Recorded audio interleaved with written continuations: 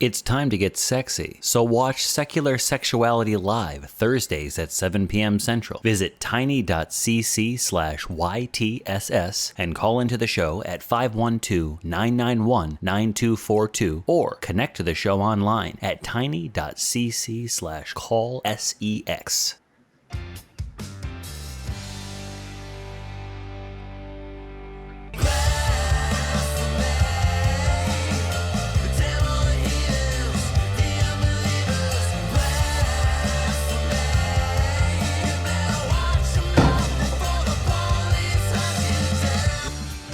Welcome back to another episode of The Nonprofits, the show where we discuss news and topics of the day from a skeptical humanist perspective. My name is Malty, and we are talking about today the Texas House Bill 20. It's back in action. There's a holy war in the promised land of potatoes, and there's also trouble in Thailand with the improper management of corpses. That's right. Dead people. Then we'll end up with survey says non-religious are mostly pro-choice. Who would have thunk? So with that, let me get the boilerplate out of the way. This show is a product of the Atheist Community of Austin, a 501c3 nonprofit organization dedicated to the separation of religion and government and promoting positive atheism. So, as with all of our shows, links to today's topics and the news we discuss are available in the description below. And remember that if you want to come into the show prepared, you can check out the Nonprofits Facebook fan page every Friday night for the list of articles and read them ahead of time. So with that, let me introduce our hosts we have today. We have Kelley Laughlin all the way far to the other end from me. Hi, Kelley. How are you? Hi, Malty. I'm doing awesome. Thanks for having me back. I always love being here. Great. And we have Josh. Josh, welcome back. What's up? What's new?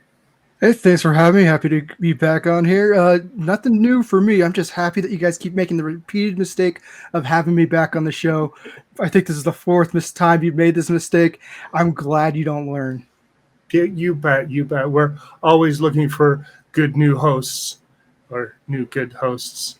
Rex, you're new. Hey, welcome. Tell us a little bit about yourself. Hey, thanks for having me. Well, I guess we're going to find out whether or not it was a mistake to host me. But a little about myself here. I reached out to the ACA after watching some of their content, mostly the atheist experience and Talk Heathen. And I just wanted to take a more active role in encouraging some critical thinking and positive atheism. So it's a little bit about why I'm here. And like I say, hopefully I get invited back myself. Happy to be a part of it. Very cool. All right. And with that said, I think we'll move right into our first segment. I'll be teeing that one up, and we'll be talking about a report from the Electronic Freedom Foundation. So in a blow of free speech, Texas social media law allowed to proceed pending appeal is the name of the article. It's from, like I said, the EFF and written by Karen Gallo. So that is a little. So late last year, NetChoice and the Computer and Communications Industry Association put in a lawsuit stating that Texas House Bill 20 was unconstitutional. A judge agreed with them, so they put a hold on the bill's enactment into law, and while they were trying to get this figured out. Well, right now, appeals, a 3-judge panel of the U.S. Court of Appeals has overturned the Fifth Circuit Court's ruling, and just said in a 2-1 decision, lifted that injunction. And so if you don't know, Texas House Bill 20 prohibits the the large social media platforms from removing or moderating content based on the viewpoint of the user.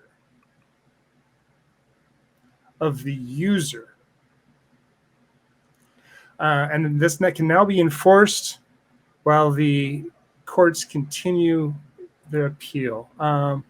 This has all kinds of crazy in it. Let me open it up to the floor. What, Kelley, tell me, what do you think about Attorney General Paxton's bid to, I don't know, change how social media works or get around 320? It seems like every day they're trying to pass laws limiting what people's freedoms can be down in Texas. And I'm always surprised that the more they do it. And this one, it's really weird to me because I own a business. And it's basically saying that my customers can come in and tell me how I run my business. And that just isn't right, right? I don't quite understand how anybody could think that that would be the right thing to do. It goes against everything that we've ever done in this country, against the rights of the person who owns the business. And I see two things that have play here that have been happening, like two trends that have been happening, and they're kind of like coming together here.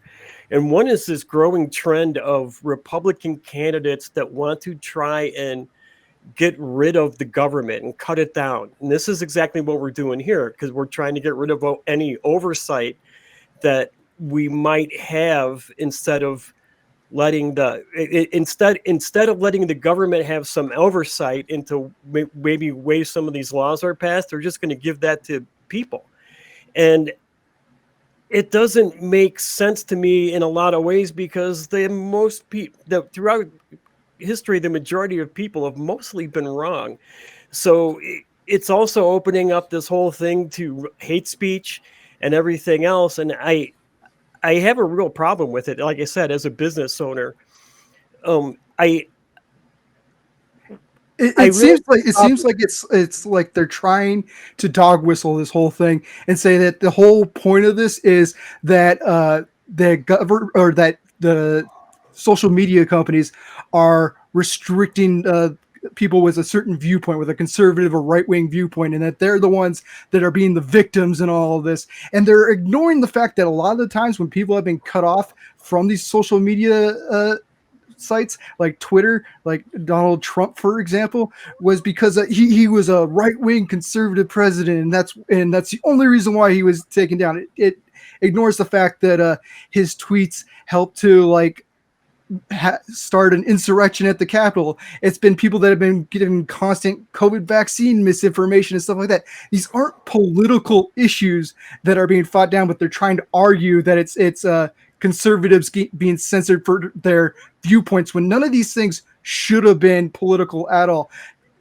Vaccine information belongs to medical professionals. It doesn't belong to the right wing or even the left wing, no matter where you fall onto that.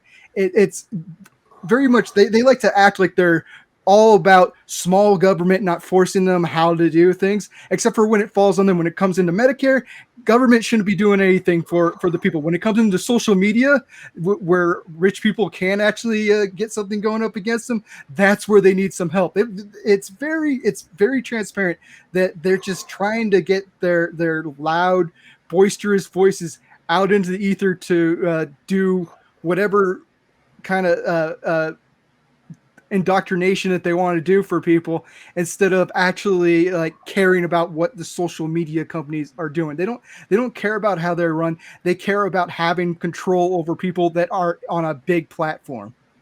So we've got 3 U.S. citizens here and one from our neighbor up north. How does this look from outside?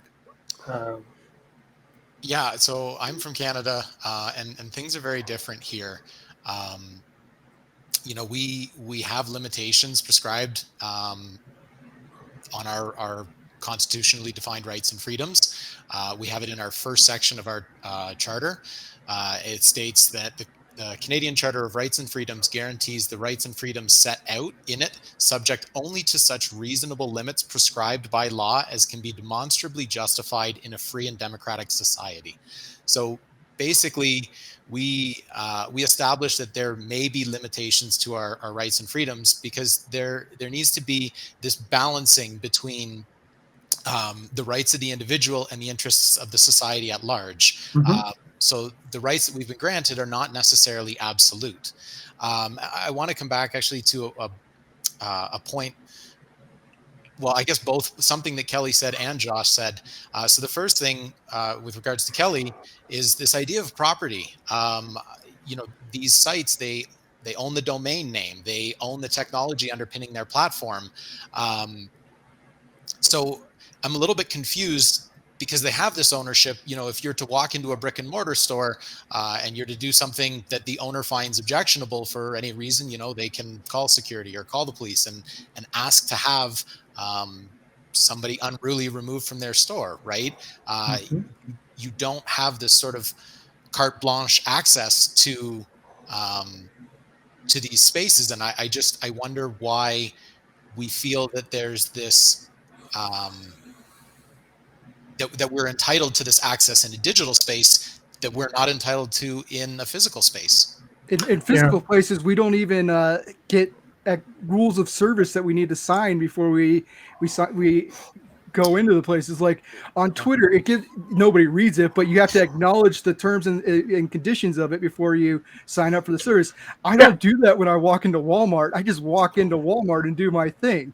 So So Twitter it's even more on the ball with this that it's wrong. Twitter doesn't fall under HB 20 because they have less than 50 million users.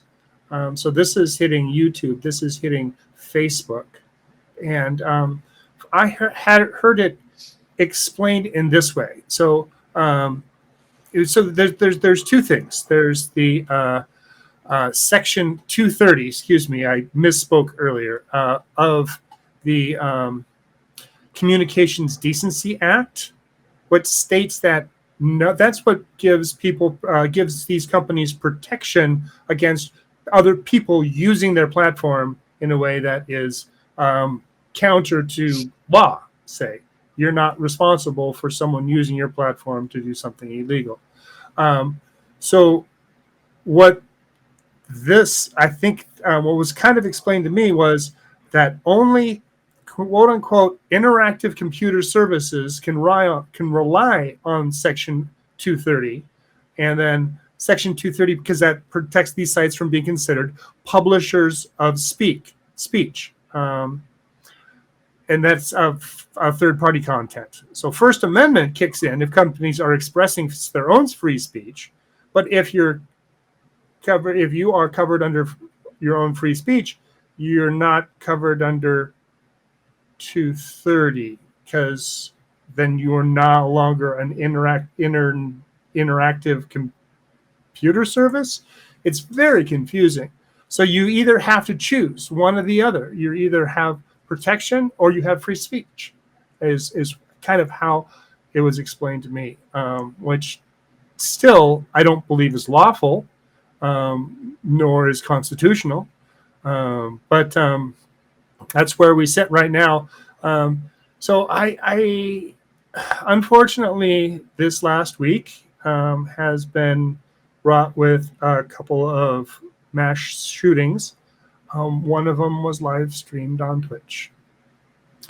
So this bill would prevent Facebook from being able to block people from sharing that video. How is that good for any part of this society? It's not, especially when half the time these people are looking for fame, even if they're willing to die for whatever kind of gross mindset that they have. They're looking to be immortalized in some way, and allowing them to have access on a stream like that's horrible. Also, Q formed under these kinds of unrestricted conditions through like a 4chan and 2chan and 8chan and all that kind of stuff. That was completely unmonitored. You couldn't censor it. And then that's how you got that massive conspiracy theory going out there. So having no overlook on this kind of thing, not allowing sites to restrict people when they need to be restricted, is dangerous. It leads to bad ideas just getting out into the world with no checks and balances.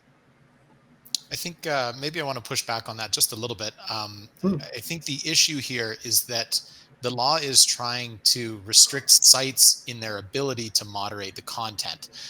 It's not making um, Well, the fact that they couldn't moderate the content is how Q ended up getting as big. It was a free for all kind of thing. right. Well, I just sorry. I just want to mention that I don't think that there's necessarily an issue with having an unmoderated space. I certainly don't think that we should be legislating that away, right? Like, I don't want to shut down 4chan necessarily just because it's unmoderated. I think that that may be healthy to allow people to have those spaces, but just that if a site chooses to moderate its content, it should be free to do so. So I think I just want to be careful with the two distinctions there. Not necessarily that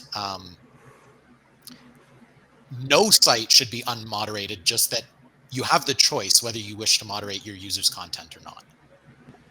I think when it gets dangerous with like conspiracy theories and like anti-vax nonsense, I do think it's in companies' best interest to kind of push back and put some kind of moderation in there. I don't think the law can force them to do it. In most places, I might push back on that a little bit, but I do think that we can't. We've seen the worst. We see white supremacy and sexism and misogyny and racism, all that kind of stuff is what comes about with unmoderated access to sites. And I do think that there needs to be some kind of checks and balance, but this isn't what it is about. This is definitely about sites being given, not being given the right to moderate. And I understand that, but I definitely want to encourage moderation is what I'm more leaning towards. Yeah, oh, certainly. I think you're absolutely right. It is in their best interest, but I just want to ensure that they have the ability to create a site that is unmoderated if they so choose. Okay. All right, Kelley, any last words before we move on? Josh mentioned the false sense of persecution, and I want to make sure that everybody heard that, because that's what's really driving a lot of this, is that these people really think that their voices are being censored and that they're being persecuted. And we all know that comes from a Christian ideal, and it's really toxic. So it's amazing to me that these people want to actually persecute people and use the excuse that they're the ones who are being persecuted while they're doing it. You know, to me, it demonstrates the paranoia they have as a dying philosophical, racial, and religious group. You know, they see that they're losing this position of entitlement. They've been on the top of the social pyramid for the first 2 centuries of this country, and they're thrashing out now like a wounded animal. And to me, they're more dangerous today than they've ever been in my lifetime, even though there's fewer of them. But we have to recognize they're dying off, but we can't be negligent and heedless when we deal with them, because a wounded bear is far, far more dangerous than an unwounded one. And that's exactly what we're dealing with, a wounded bear. And the recent events with the Supreme Court over Roe v. Wade just goes to show how dangerous this dying animal can be, imposing its will on the rest of us when we don't want it. Yeah. Good to say. All right. Well, to you viewers out there, I would like to say thank you. Thank you to our veteran viewers for giving us over 10,000 subscribers. And if you are watching now and haven't subscribed yet, please get on that. Once you've subscribed, hit that like and ring the bell so you'll always be notified when the Nonprofits new episode premieres, which it will do that Sundays at 3 p.m. Central. But you already knew that. Please share the link to our channel to your friends, your family, your coworkers, and the neighbor that you don't like down the street, anyone and everyone. I said we're over 10,000, creeping up on 11. Let's get to 12, please, so we can continue with the fundraising. Are you also aware that the atheist community of Austin has another YouTube channel? You should be. It's you should check out the Atheist Experience Network, a channel where you can find all of the ACA shows in podcast form. Subscribe at tiny.cc/AEN podcasts, and to listen to all of your episodes of the Nonprofits, Atheist Experience, Secular Sexuality, and all of the other ACA shows. So don't miss a single episode. Thank you so much. So segment 2, we're going to go and talk about Lieutenant Governor of Idaho. Josh, would you please lead us in on this one? As the biggest loudmouth in this group, I think this is perfect for me.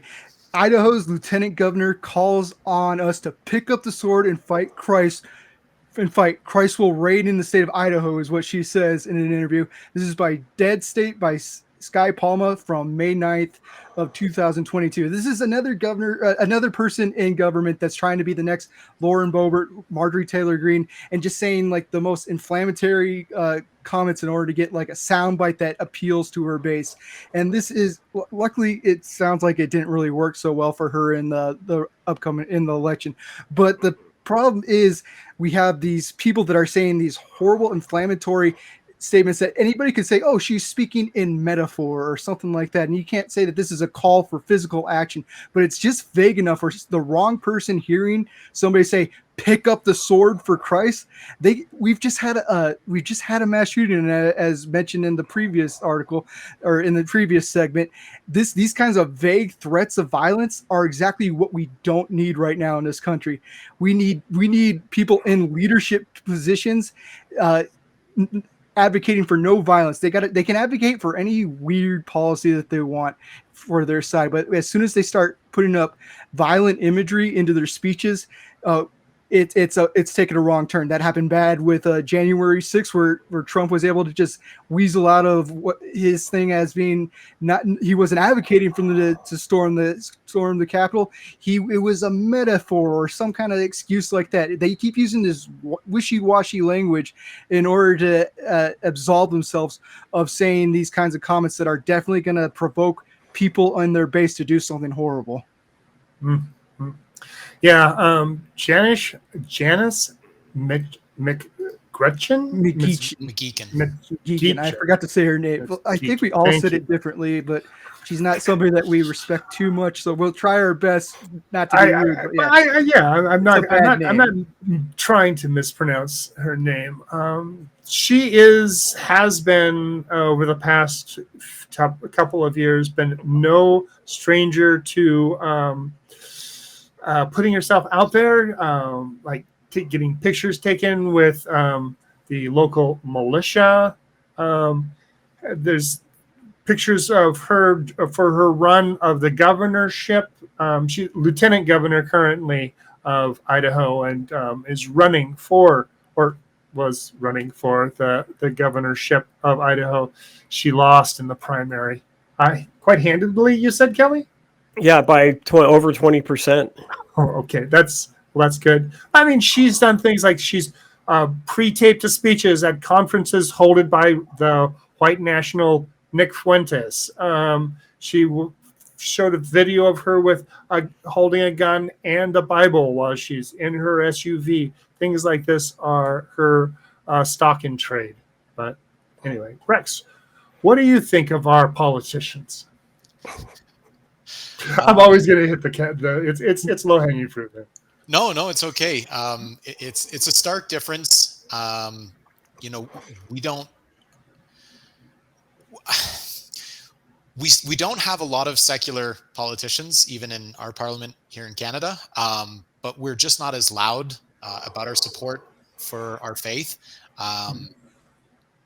But when we talk about that noise, that volume, saying what she said, quoting "Christ will reign in the state of Idaho," it's very clear, and it's scary because these people they're ignorant and they lack empathy, or at least that's my perspective of it, because they're unwilling or unaware that other people don't view the world the same way that they do, and may not wish to be governed under that same theology, right? I think that us as secular individuals, we appreciate if the law were secular, because it governs people as people, as individuals, and treats them all the same.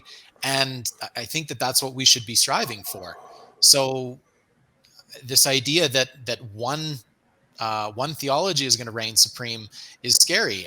And I suppose they're also a little bit ignorant in that they don't look at other countries that may be theocratic, but just not the same religion as them, right? And I think that they're scared to live in some of these other countries that are ruled by some religion, and somehow they can't see how that would affect people in their own country if they decided to govern using their theology. So I'd be really surprised if they're completely ignorant. I think it's more of they see their religion as the right religion. So you can see like an Islamic country in another part of the world, and they'll go like, "Those are the barbarians." That's me saying their side, not saying my side.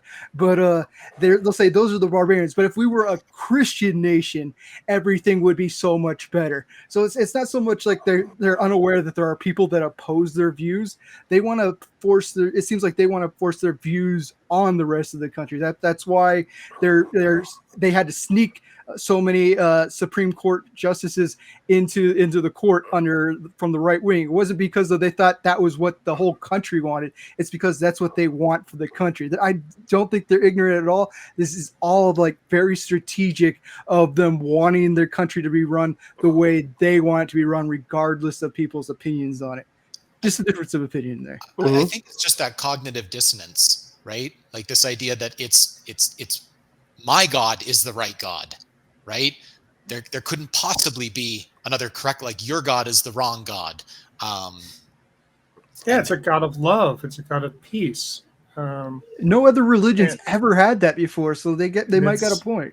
Right. And and any violence that does happen can be justified. Righteous violence. Mm-hmm. I think she really firmly believes, too, that the USA was founded as a Christian nation by Christians, and the Constitution was mostly influenced by the Bible. It's a narrative she's pushing. Yeah. Yeah, right. Of course, we all know that none of that's true. And I think she could really benefit from reading Andrew Seidel's book, The Founding Myth. But I'm afraid that even if she was given a copy of it, she wouldn't even read it, However, if like hundreds of copies got sent to her office in the Idaho state capitol, maybe she'd have to take notice of the book and maybe open it up. It's an interesting thought. I don't know, the way they burn books in those areas of the country, I don't think it would bother her too much. It's getting into the summer months right now, but it'll get cold enough for those burning for them later. Campfires are fun. Yeah. I really feel like they know what they're doing. That they got to understand by now that this violent rhetoric that they're putting out for everybody is having effects. Even Tucker Carlson on their side is trying to back off the blame for the Buffalo shooting because he's doing the white replacement crap in his news. So it's all a bunch of horrible stuff that's coming from their side. And as soon as something bad happens, they do try to take the blame off them when it's something violent and it doesn't go with their narrative. But as long as the country's following their narrative and like listening to the righteous Christian anger or Christian idea of justice, they're going to keep doing this kind of stuff. Mm-hmm. Mm-hmm. I had I guess, sorry, Rex, Kelley, go ahead. Oh, I was just going to say Idaho is kind of a weird state, too, because a couple of decades ago, there was this movement by far-right political and religious organizations to get people to move to Idaho because it had a small population. And if they got enough people to move there, they could start to control the politics. And the northern half of the state is basically now ruled by these far-right evangelical Christians, right? These Christian nationalists who personally I think are the biggest threat to democracy in the country right now. But to me, this is just like really important to get people that how important it is for you to go out and vote, even in the off elections, in the midterms, in the off years. We got to go out and vote to keep these kind of people out of office. I think people are noticing that a little too late on a lot of these issues, but now it's time. We got to be correcting the course. I absolutely agree with you on that, Kelley. Yeah, and something about the voting, actually, if you go to Lieutenant Governor McGeechan's Twitter page, you'll notice that she's made some posts, and I'm in no way advocating for insurrection here, but I question her convictions, because one of the posts that she's made says, quote, "For 2 years, I've said the 2020 election was stolen. Mr. Little," Governor Brad Little, "refuses to acknowledge this, making him complicit in the theft. Mr. Little can't be trusted to keep Idaho's elections secure. Vote McGeechan May 17th. Election integrity is on the ballot." So I question here, if she believes so strongly that the election was fraudulent, and maybe subsequent elections are fraudulent, why is she relying on that very institution to get herself elected? If she's so adamant that the election was insecure, why isn't she doing more to rail against this institution? Why is she just encouraging people to vote? She was elected into the office she holds too, right? Exactly. Well, it's only real when they get elected. Only the right-wing people get elected. That's more of this cognitive dissonance, right? I don't think it's cognitive dissonance. It's just lying and like trying to get like an excuse for anytime they lose. It was because there was fraud. Anytime they win, everything's okay. Just some opportunism. Yes. There is a specific demographic that I think that they are targeting for this rhetoric. It definitely has, but I'm hoping that it's run its course. So we're seeing the finals of the midterm elections now. It just happened as of the recording of this episode yesterday, and we are seeing that a lot of the people, like the lieutenant governor who was endorsed by our former president, are not getting the numbers of votes, like Kelley said. Janice definitely lost. Madison Cawthorn lost. Now, far as other places around the nation, far as I've seen, it's been a kind of a split of the 70-some people that Trump had nominated. It was 28 in the mid-20s of those that actually won their positions. Or since this was a primary run before, is now at the seat to run in November. So I'm trying to see this as a positive thing, in that when she's giving these interviews to people that will listen, that group of people is shrinking, and this guns and Bible thing is not something that is going to be able to be sustainable. I think we have a lot more people in the U.S. that are seeing the toxicity and the problem with Christian nationalism. That's for sure. Go ahead. Go ahead, Josh. No, Josh, please go ahead. I was just going to say they're always going to have that strict fan base of people that are going to be the Bibles and gun people, but it is definitely shrinking. But if you talk to those people, which I've done in some groups, because I'm built for punishment, I guess. I've gone on to Reddit and talked to those kinds of people that are the Bibles and guns kinds of people, and they see conspiracy theories everywhere. These people, they don't sound credible though, and they're the base that they're appealing to now, and it definitely is shrinking. But I don't think we'll ever get rid of the Bibles and gun crowd, at least within our lifetime. I don't think so either, but they aren't a big enough crowd to take over our political system, fortunately. The problem has been in the last few ones. Yeah, well, the problem has been in the last few years, they've been very vocal, and they've drawn other voters over into their group, right? And that's been the big problem. But I think a lot of those people are seeing these people that we have already elected, Green, Boebert, Cawthorn, Gates. They talk a great game, but when it comes down to doing something, none of the four of them have put a bill in. None of them have done any lawmaking or legislature work. All they're doing is going out there and playing this good game, calling this good game, and collecting money so they can get reelected. And now we're seeing, at least like with Boebert and Green, we're seeing that they've had problems with their campaign funding. So I think that when you stand up people like them and who have been the most vocal and most seen people from their movement, and you're seeing that they're not getting anywhere, they're not actually doing something, it kind of hurts the whole movement. And that's why a lot of these people that were drawn in initially are dropping away now, because they want something done. They want, you talk a good game, but now you got to start walking it, and these people aren't walking it. I just worry with this kind of talk, we got to make sure that we're not getting complacent, because that's what happened around the 2016 election. It seemed like a long shot that anybody with his kind of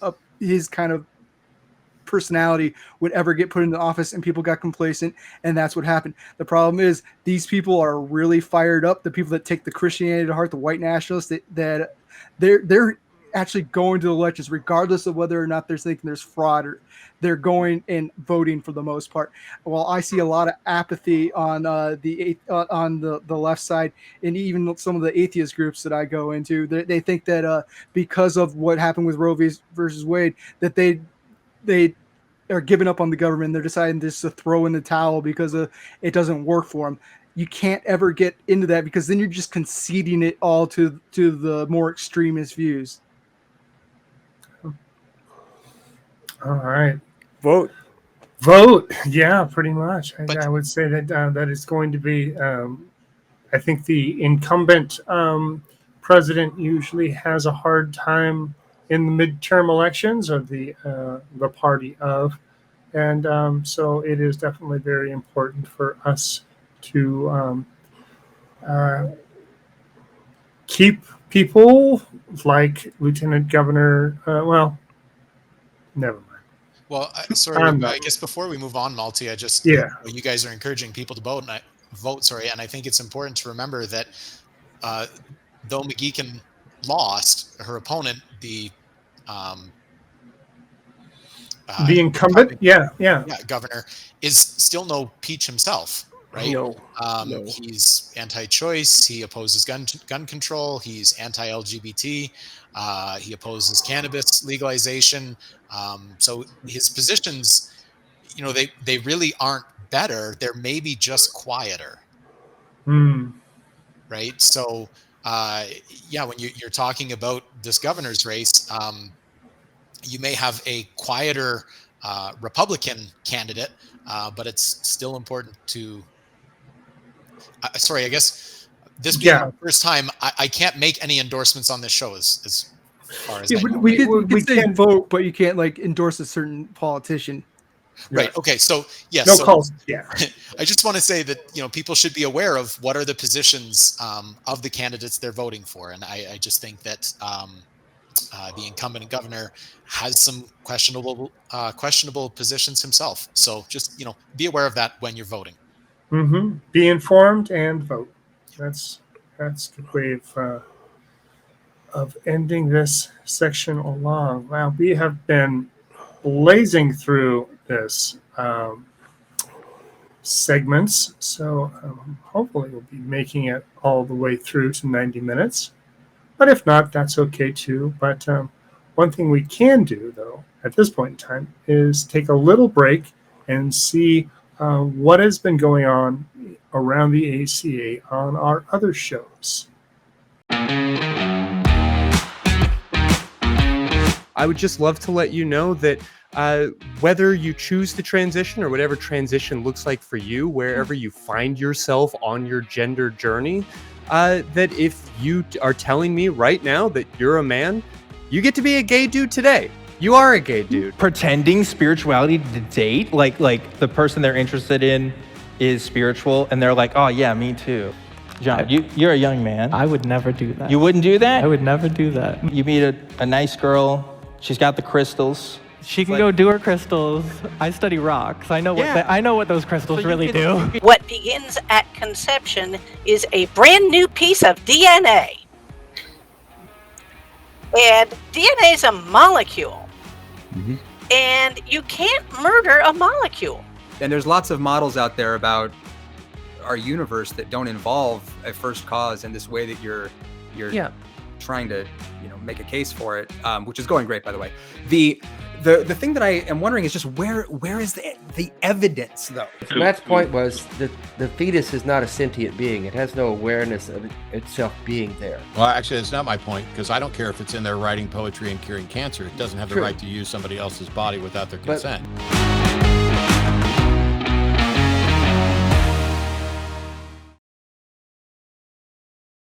And we're back.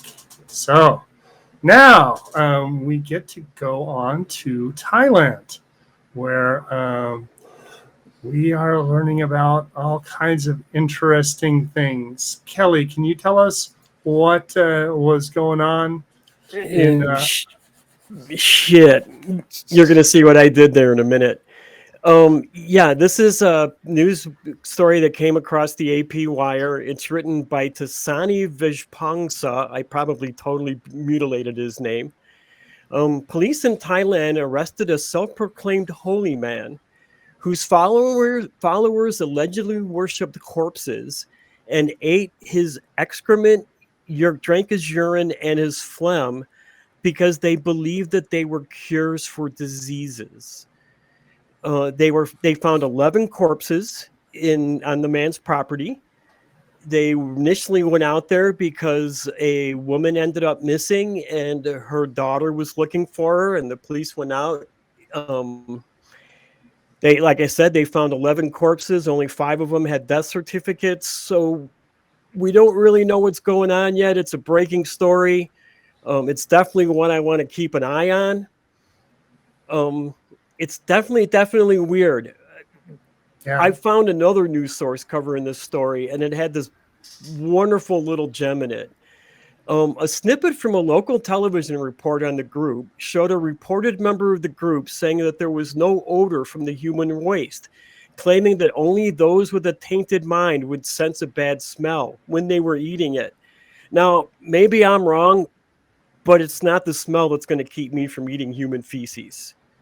So I see that we were talking about cognitive dissonance in the last segment. This is cognitive dissonance. I was talking to Jason Friedman. He's a friend of mine that does. He's a psychology grad student that hosts a feature on the fan-run Discord server called Brain Matters. It's about mental health, and he was pointing out the extreme cognitive dissonance that these people must have, where they actually had talked themselves into the idea that it was all right to literally eat someone else's feces. That is incredibly nuts. Incredibly. Josh, you got anything to add to that? I'm just kind of glad to know that some of the videos I've been watching online have been medicinal instructions instead of just dirty porno. But this is a weird one. I listen to a lot of cult podcasts, and like how you get people to this kind of extreme seems kind of crazy, but people in desperate situations can hold on to absolutely any idea if they're indoctrinated into it hard enough, or they're put in the most extreme conditions. I was hoping we can see how exactly this cult's followers came into this situation. I couldn't really find anything about it because it seems to be such a breaking story. But you can find people that will believe absolutely anything. I've heard about cults that like people were coming on knives and stuff, and that was part of the ritual, is having jizz stained knives and stuff like that on it. So like you never know what you're gonna find. I've heard of people in just America that think that there's healing property in their children's urine, and they put that onto like cuts and stuff like that. So there are less extreme versions of this outside of cults. With indoctrination, this shows just how far those weird views can go. And I have no pity for the man, the 75-year-old leader that was arrested, but I feel bad for their followers looking desperately for some answers, and they fell upon this kind of horrible, gross cult that obviously probably killed several of those people that they were worshiping the corpse for. I don't know exactly how they came across those bodies, but it could not have been in any healthy way. Well, I think one of the things that we're always encouraging is education, right? And I just worry that maybe this is a product of this occurring in a rural northern Thai village, and just maybe the access to information there is not great. If we look back historically, we can see plenty of instances of ritualistic behavior. I don't know how common sharing bodily fluids was in any of those types of rituals. Yeah, I mean, there was some strange stuff, but nowadays this type of stuff is generally confined to the realm of some extreme sexual fetishes. Well, or Sunday Mass, for eating flesh and drinking blood. This is true. That we have had parts of mainstream religions kind of incorporate some sort of cannibalism. Yeah, I'm sorry, Rex. You were on a roll there. No, that's really all I was going to share about that part. So I mean, that's a great point. If I guess that's pretty well relegated to the Catholics, right? Is that transubstantiation where you believe? There's a few others that do it. Yeah, but I was raised Lutheran, and we did it in the Lutheran Church. Okay. I looked a little bit into, tried to look a little bit into kind of the anthropology of religion in northern Thailand, and I was able to find a little bit. So there's definitely animism that is prevalent in the folk religions of the area. There's definitely ancestor worship going on, and in the same thing, spirits are there. So it doesn't go so far that there's also this divination towards a single older person doesn't seem too far out. Also, from what I was reading, the Northeast is particularly well known for its monasteries and retreats for meditation and healing. And I think that's what this person was. What I read is that so a lot of the monks come from this Northeast region, and there's also high prevalence of Brahmin who carry out quote unquote life cycle rituals, births, deaths, renewals, things like that, and diviners who are concerned with quote unquote spiritual afflictions. So that's where I'm really kind of piqued my curiosity in hearing about this cult leader. Is that kind of like sounds like what he was. It seems to be that he's has this group, and people are coming there to, when they're at their wits' end, trying to get healed. When you have that group think going on, and you've got a lot of people telling you that this is the correct behavior, that social pressure can lead people to do all kinds of things. And I'm sure that they didn't just walk in there and have somebody get in the urinated into their mouth or something and go like, hey, this is how we started the cult. There's always a slow, methodical process in how they get people into this. So it doesn't seem like they're just taking a gigantic leap into where they ended up. And the fact that this has only been around for 4 years, or at least 4 years without notice that they mentioned in the article, I have a feeling that the pandemic probably exacerbated these things. Like people are looking desperately for new ways to keep themselves healthy. And then they got this guy who has answers. I'm not saying this is the only reason, but I'm just saying that it could have made things worse. This guy's claiming to have answers to how they can stay healthy and avoid getting sick under these conditions, and they're going to go for somebody that's giving them answers, even if they seem like they're wrong, or even if they seem kind of like far-fetched. Desperate people are willing to like forego logic and common sense for somebody that's actually telling them what they want to hear sometimes. Well, I think that's an interesting point to Malty's point, where you talk about spiritual afflictions. What does that mean?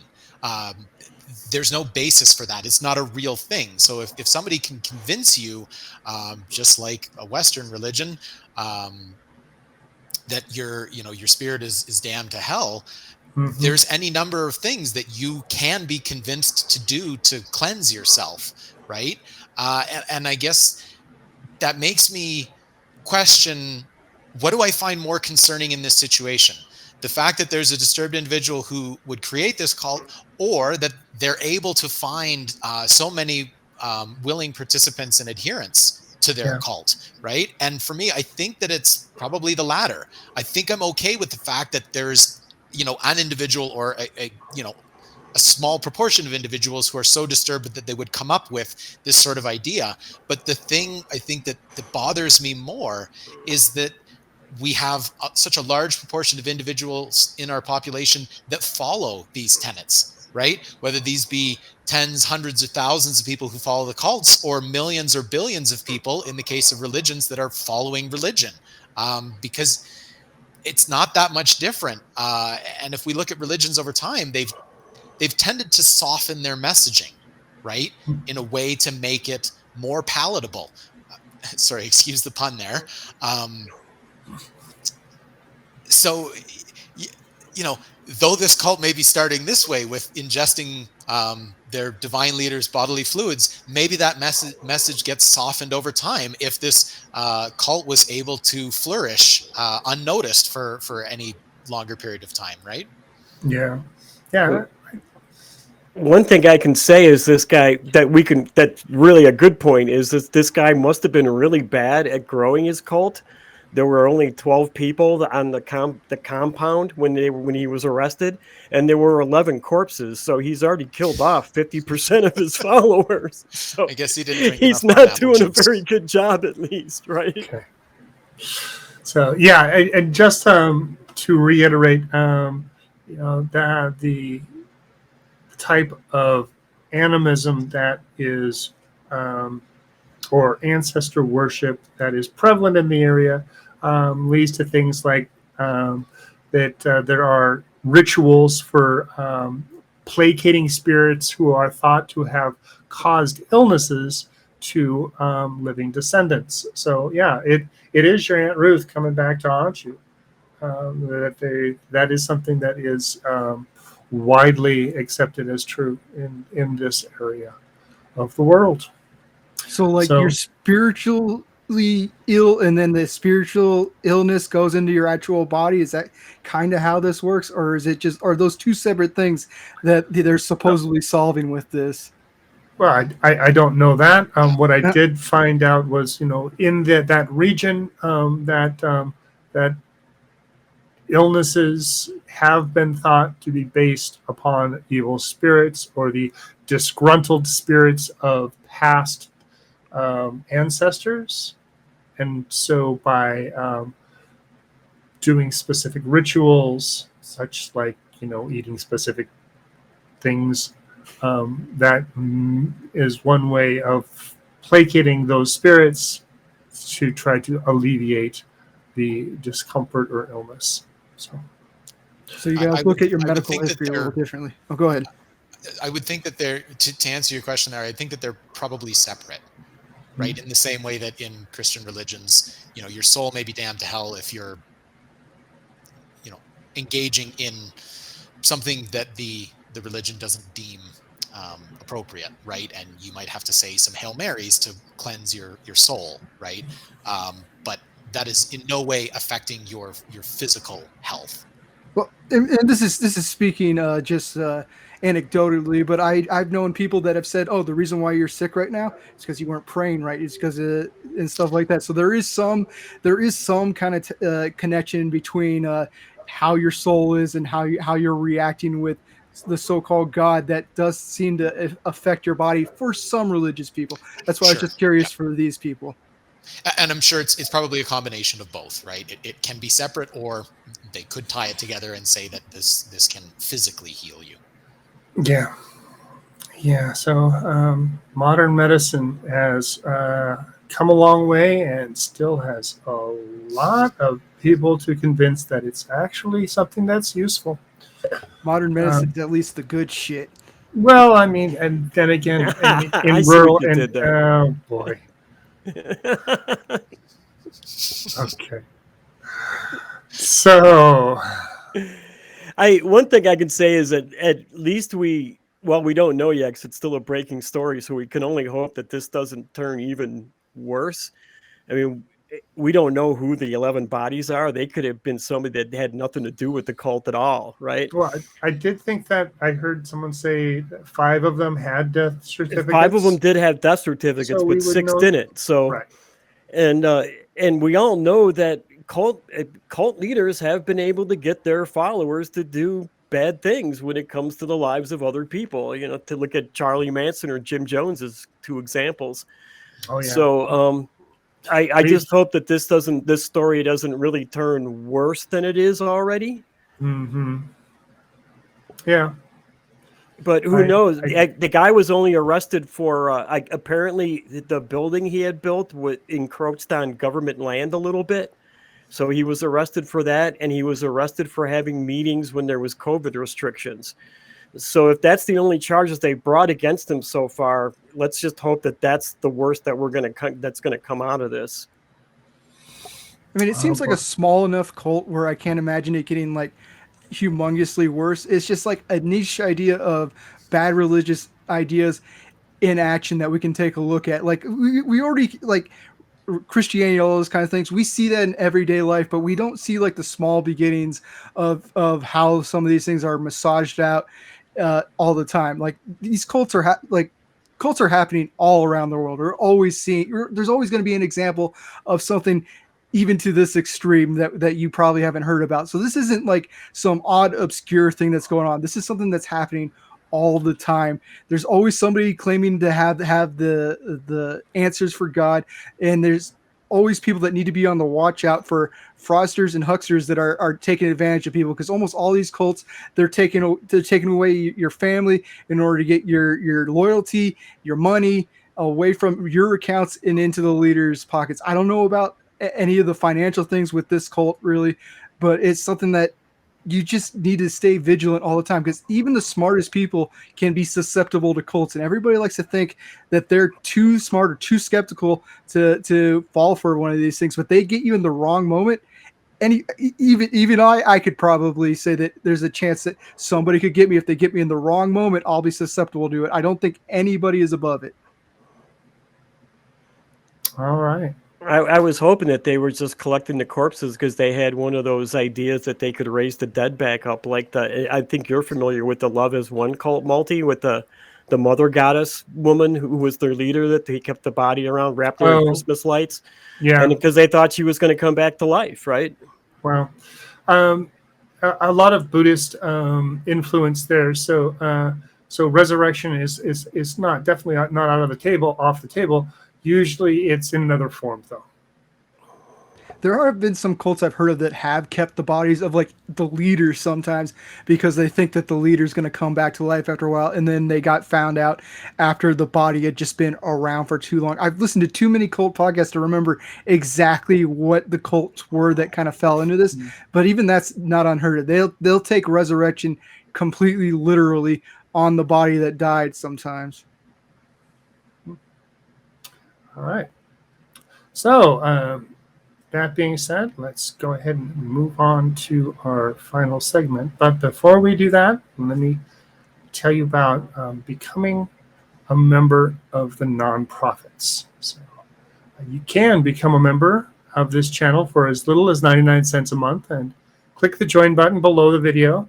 This will give you access to special emojis and all the goodness that becoming a member brings. I also want to let you know about a brand new store that we have. Please visit tiny.cc/merchaca to get your favorite items like t-shirts, hoodies, coffee mugs, the flagship, man. The flagship? Yeah, it's the prednisone, man. I tell you, the flagship show of the ACA is the nonprofits, and we would definitely love to see you with one of these T-shirts. That's the back there, So all ACA shows are featured a special limited edition each month T-shirt. That one is showing currently, so be sure to check out the store for the nonprofits merch, and merch from all of our other shows. Segment 4, non-religious. We hear some good things from the Pew Research Center. Rex, could you tell us a little bit about this?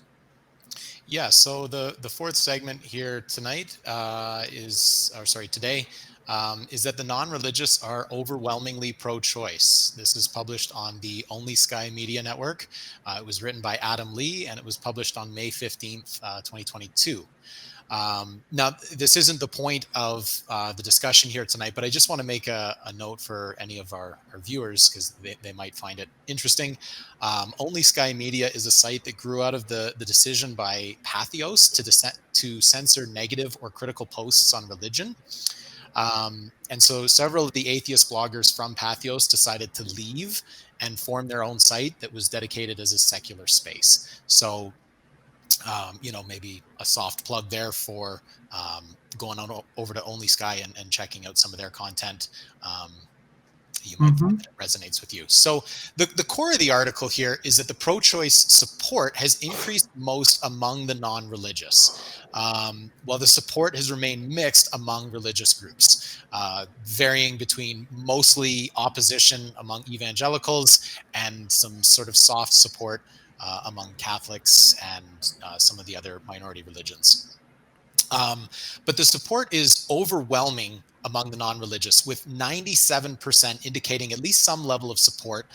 And I think in the article it was 53% indicating support in all cases of abortion. The article mentions that really the only answer to why this level of support exists is because all arguments against abortion are inherently religious arguments. And then obviously these arguments don't resonate with the secular community. Hence their support for the pro-choice. So I'm going to open this back up. Malty, what are your thoughts on this? Thanks. Good question. As one of the people that this does not directly affect, as I do not have a uterus, as neither. I really don't know what to say.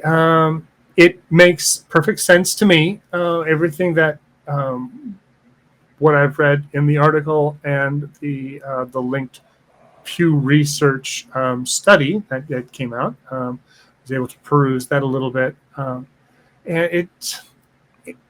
I guess it in no way surprised me.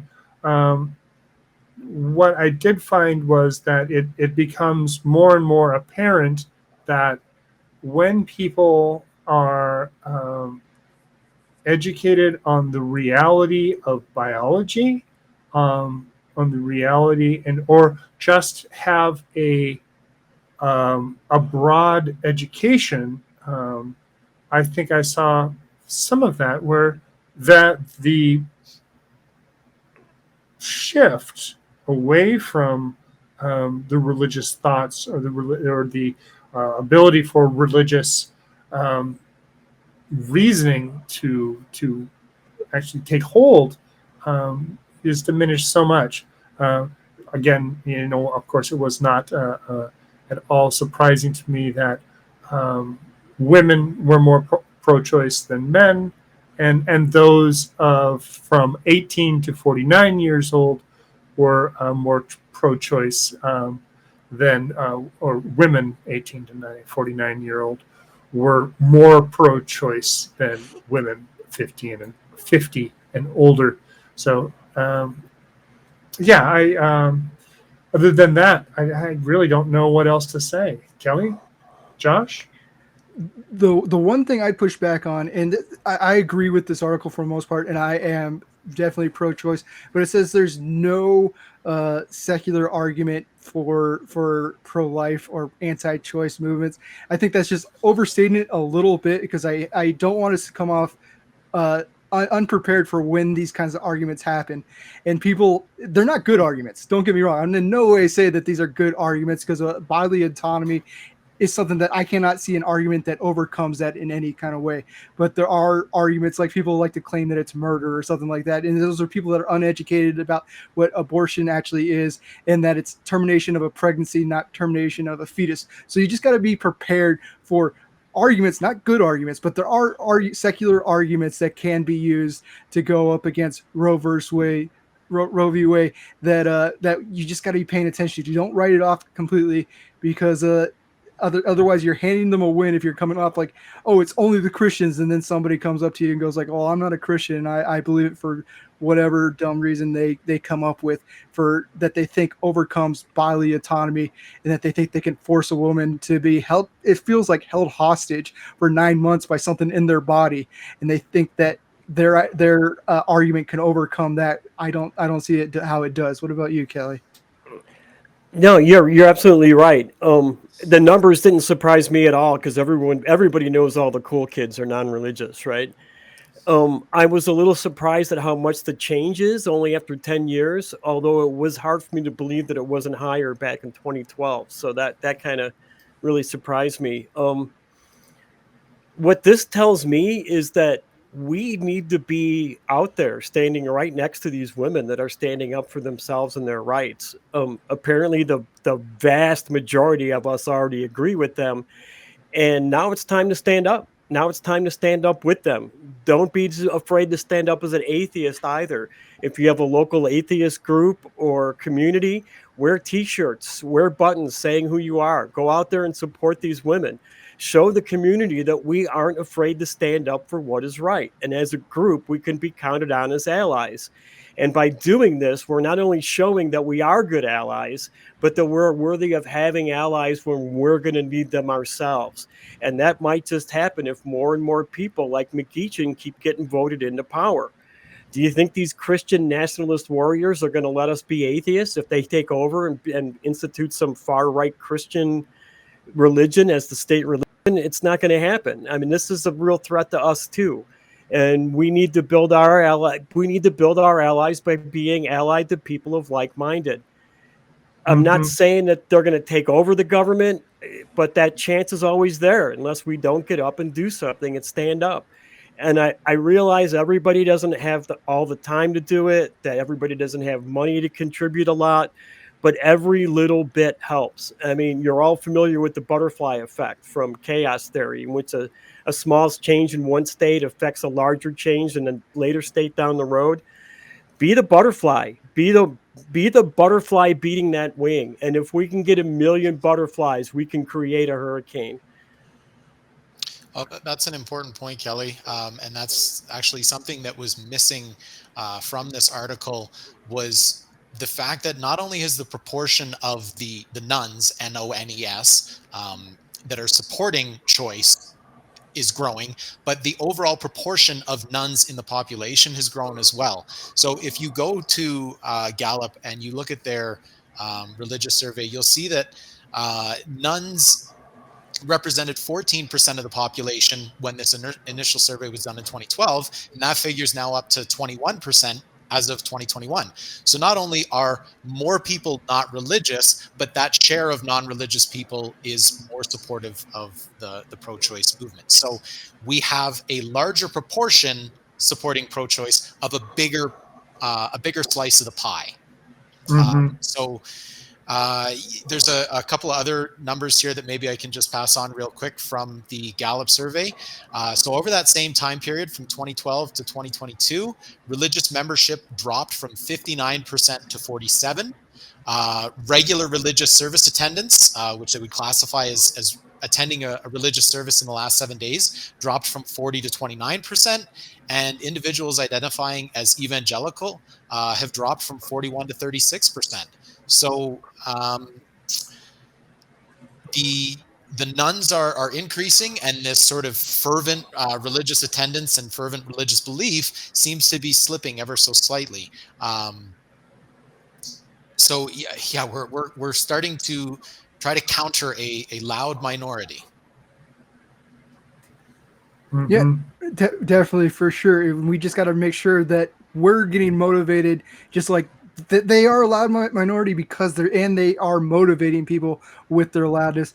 We got to be just as loud as they are. Maybe not as obnoxious as some of them choose to be, but we got to be like getting our voices heard on this kind of thing. I'm lucky that I live in California. I don't have any of the women that I know that are currently in danger from how Roe v. Wade is going. But we need to be, even in California, I've been putting my money out to help anybody else out that needs to be able to get an abortion. I'm going to do whatever I'm actually able to do to help people get those kinds of services that they need.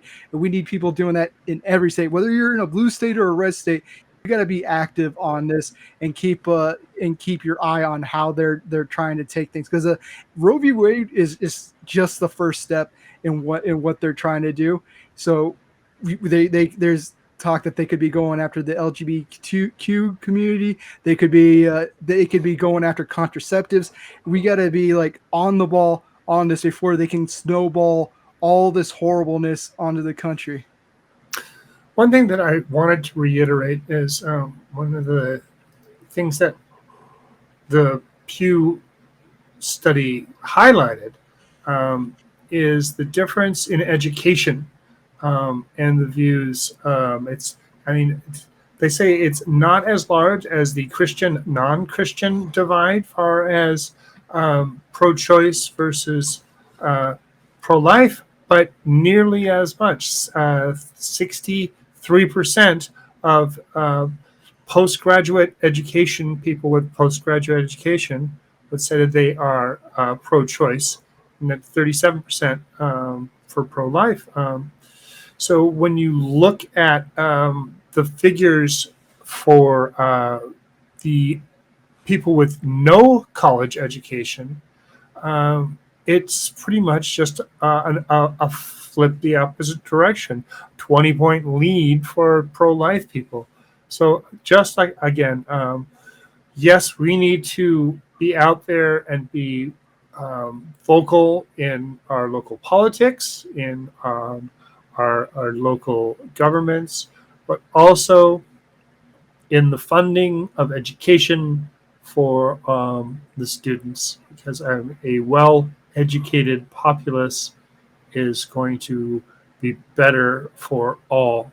We will have more doctors, we will have more professionals that can continue to help our society become a better place to live. And I just don't see, with all it just seems to me it's crazy. There's so much information that shows this is the way progress works, and I'm hearing from those on the religious side just wanting to go the opposite direction, wanting to go to homeschooling that has no oversight, wanting to go towards losing bodily autonomy and towards a oligarchy or theocracy. It's very scary. Yeah, I mean, this bombshell with the Supreme Court draft leak, I guess sort of to Kelley's point about the butterfly effect here, it's causing ripples up here in Canada, right? Where we feel like the access to abortion is a pretty settled debate up here. But I mean, this was chipped away at over decades, right? And so even though we may feel that this is safe up here in Canada, it's restarted the conversation. And the conversation kind of rolls around every election cycle up here. It's never a large talking point, but it's always just kind of there. But it's kind of scary to see it happen, because this isn't something that happened overnight, right? Like, they've tried to create laws that have sort of nibbled at the edges, where they feel that Roe or Casey doesn't have coverage, right? Like the Texas law, where they allow individuals to sue other individuals participating in the pursuit of an abortion, right? So this doesn't necessarily fly in the face of the decision, but it just makes me worried that we think the debate is settled, but it could be chipped away at over time. So we need to stay vigilant in regards to this. Yeah, like this didn't even used to be an issue in the United States for a while. The Republicans started weaponizing abortion and stuff like that into their politics, and now it seems like it's ingrained within Christianity. Even though there's I keep seeing people point into the Bible and show that life doesn't start until first breath and stuff like that. Which I'm not a Bible expert, but people can read into it either way they want on this, and the politicians are reading into it the way that they want their followers to do, so they can be worried about them their constituents or their voters can be worried about them voting for them because they don't want to be the party of so-called baby killers, even though that's stretching the definition. They stretch the definitions of what murder means and stuff like that in order to make it fit into their narrative. If you, like Malty was saying, getting educated is the best way to get people to be on the pro-life or pro-choice side, because if you're educated on these subjects, there's no argument that I've heard that can overcome what an abortion actually is, and that's just termination of a pregnancy. It's not they come up with these crazy theories that like they're going to deliver a baby at 9 months, and then the mother's going to say 5 minutes before it's out, you know what, I wanted to have an abortion right now, and the doctor's going to go and kill the baby for him. That's not that's not actually what's happening. They're able to stretch the truth to such extreme stories because people aren't educated on the subject, and they don't and they're believing anything that their side is telling them on it. But I think we need to be careful too, because though we may be a panel of 4 men here talking about a debate about choice, which is maybe a little bit silly, but the conversation doesn't stop here, right? I know that there's talk about going after other decisions. Is it the Greenberg decision? So though we may be talking currently about a woman's choice or access to an abortion, we may shortly be talking about a man's choice or access to a vasectomy, right? Oh, wow, yeah. Right? And so now this is a question of, is that your right to decide what men want to do with their bodies, right? Because they're talking about restricting access to contraception. And I mean, a vasectomy is a form of contraception, right? I'd just be surprised if they'd go into the vasectomy area because the government seems to be mostly men, and I'd be surprised if they would take away our bodily autonomy. I don't doubt that they'll go after condoms and birth control pills, but I think a lot of the people in charge, they understand bodily autonomy when it comes to them. I'm not 100% sure, but I do think that they definitely skew more towards their own self-interest over a lot of women's interests or people with uteruses interests. That is true. Just a side note, a non-hormonal pill for men's birth control is in the making. Was this March 23rd. It has passed safety checks, I think, in a phase 3 trial. So hopefully that will not go the same way as the morning after pill or the methylprednisolone, the abortion 2-pill cocktail that or the whatever they call it, the medical abortive substances that are now available. I mean, I could see that as coming down the line. Now they'll be restricting the ability for prescribers to prescribe medications that they do not feel goes against their faith. I mean, I don't know what that would be. Very, very scary. Well, I wanted to talk about one other thing here tonight. I don't know. Do we have time, Malty? Yeah, I think we do. Okay. When we talk about the abortion debate, I always like to mention Joyce Arthur's page. It's titled "The Only Moral Abortion Is My Abortion." You can just Google that and you find the website there. But it lists anecdotes from abortion doctors around the world who recount their encounters with anti-choice women who come in for abortions that they feel justified given their circumstances. It's a great piece. It shows some insights into the thoughts of the opponents of abortion. And many of those who go through the procedure continue to chastise the supporters and practitioners after they've had their own procedure, right? And, you know, I could understand this, right? Like if you somehow, this goes back to our earlier conversation about having non-religious objections to the procedure, right? It's okay if you find the practice itself objectionable, right? If you want to go out and protest this, it's okay. But at the end of the day, these women went through the procedure themselves. They took advantage of having that access. So if you want to oppose that practice, it's fine, but just continue to make the practice available. But looking at this draft opinion, it doesn't look like that's going to be the case very much longer. Yeah, we'll go send it back down to the states.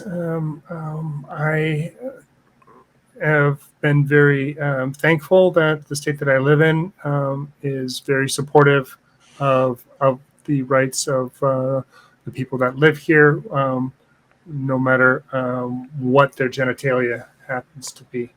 So that's a good thing, at least in my area. Then again, I don't live in the deep south, and I really do feel sorry for those people, or feel for. I shouldn't say feel sorry.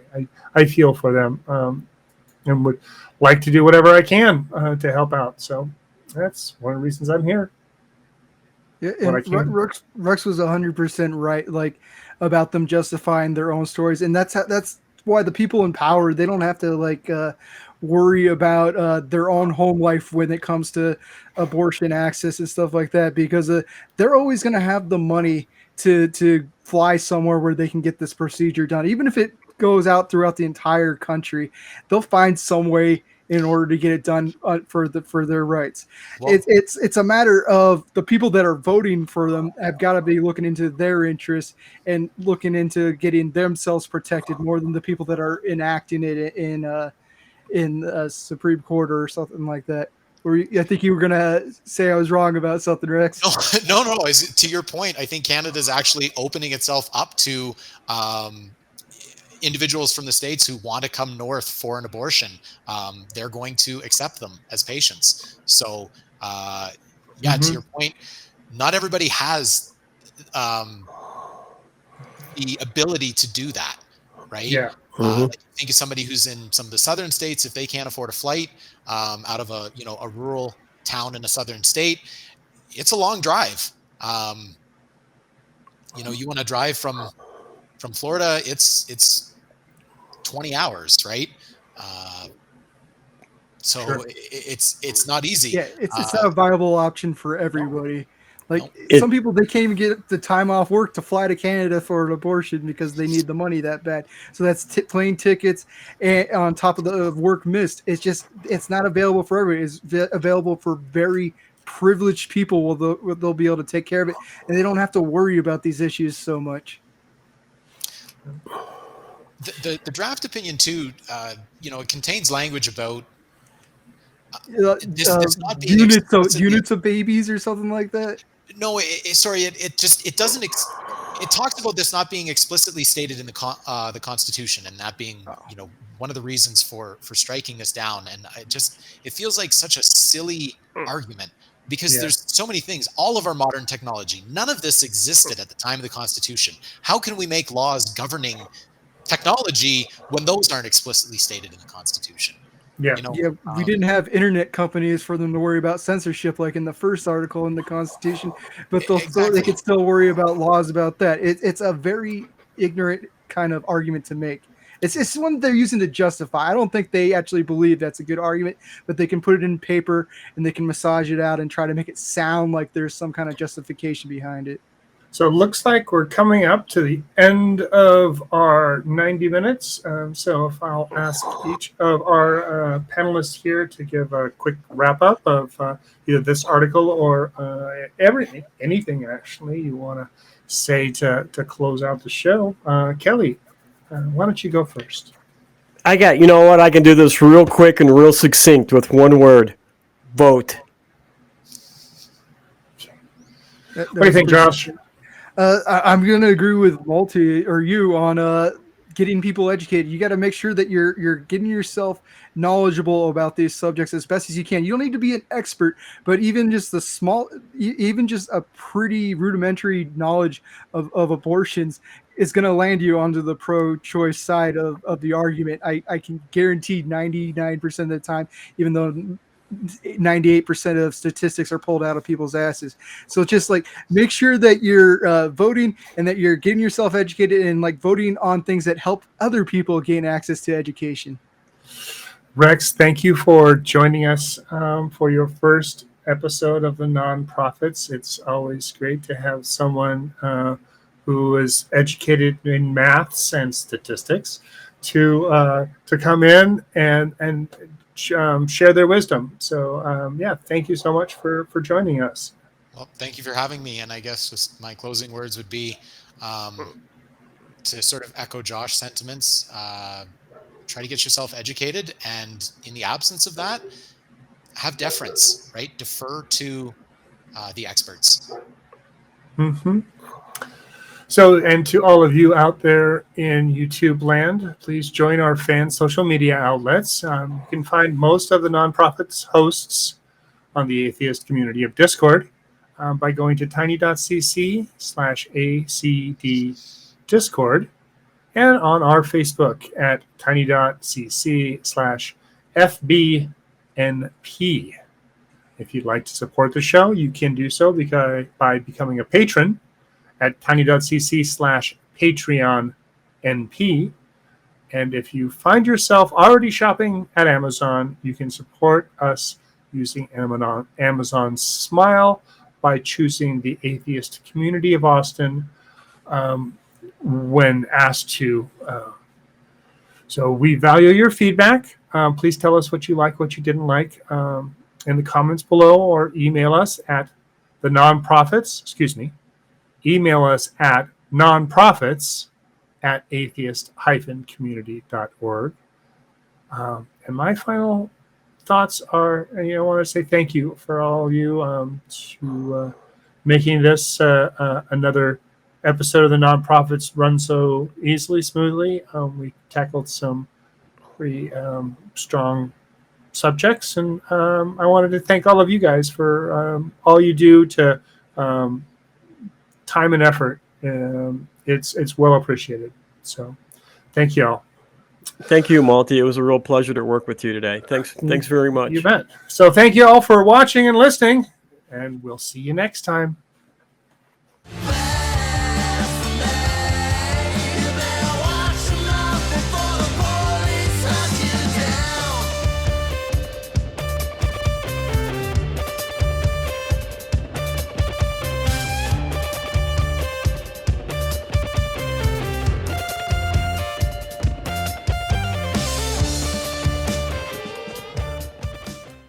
Watch Talk Heathen live Sundays at 1 p.m. Central. Visit tiny.cc/YTTH and call into the show at 512-991-9242 or connect to the show online at tiny.cc/callth.